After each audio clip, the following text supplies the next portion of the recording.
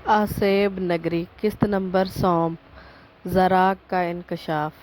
पिछली किस्त में आदल ने पुरानी किताब में असेब नगरी के नीचे दफन सड़क का नक्शा पाया और वहां गया। वो एक सायादार कमरे में पहुंचा जहां उसे ज़राक़ सायों का राजा मिला। उसने आदल पर ज़हनी कब्जा करने की कोशिश की, लेकिन आदल ने हानिया को भी पाया जो जंजीरों में बंद और बेबस थी। हानिया ने बताया कि ज़राक़ ने उसे क्यों कैद किया है, क्योंकि वो सच जान गई थी। अब आदल और हानिया को ज़राक़ के राज को समझकर इसे शिकस्त देनी है। आइए अब किस्त 100 का आगाज़ करते हैं। सायों की सर्द हवा सुरंग में गूंज रही थी। आदल ने हानिया को ज़ोर से पकड़ा और कहा, अब हमें जल्दी निकलना होगा, ये जगह हमें जिंदा नहीं छोड़ेगी।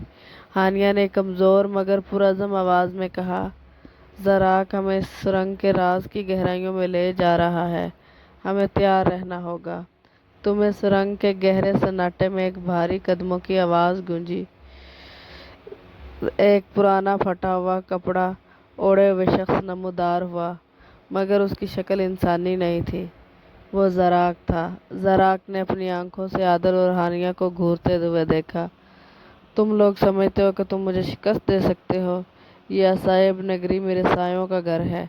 यहाँ हर साया मेरे हुक्म का पाबंद है। आदल ने हिम्मत से कहा, अगर तुम्हें वाकया ही सायों का राजा हो, अगर तुम वाकया ही सायों का राजा हो तो हमें दिखाओ तुम कितने ताकतवर हो। ज़राक़ ने हंसकर अपनी छुरी ज़मीन पर मार दी और सुरंग के अंदर से स्याह धुआं फट पड़ा। धुएं ने इंसानी शक्लें इख्तियार की और ज़राक़ के गिर्द घूमने लगी। वो साए जो कभी इंसानों के खौफ और कमज़ोरियों से जन्म लेते थे, अब आदल और हानिया के सामने थे। हानिया ने कहा, ये साए हमारी रूह को खा जाना चाहते हैं, हमें इनसे लड़ना होगा। आदल ने तेज़ आवाज़ में जवाब दिया कि मैं तुम्हारे सामने नहीं झुकूंगा। सायों में अपने गाँव को तुम्हारे साए से आज़ाद करके रहूँगा। ज़राक़ ने ज़ोर से कहा, चिल्लाकर कहा, तो फिर आजा आदल, अपनी हिम्मत दिखा। इसी लम्हे आदल ने अपनी जेब से वो पुराना किताब निकाला जो उसने शुरू में पाया था। उसने किताब के सफ़ात को तेज़ी से पलटाया और एक ख़ास दुआ पढ़ी। दुआ की रोशनी ने सायों को झंझोड़ना शुरू कर दिया और ज़राक़ का साया अमानत पढ़ने लग गया। ज़राक़ की आवाज़ धीमी पड़ गई, ये सिर्फ इब्तिदा है। आदल, मैं वापस आऊँगा और तुम्हें हमेशा के लिए सायों में गुम कर दूँगा। आदल और हानिया ने एक दूसरे को देखकर फैसला किया कि ये जंग अभी ख़त्म नहीं हुई।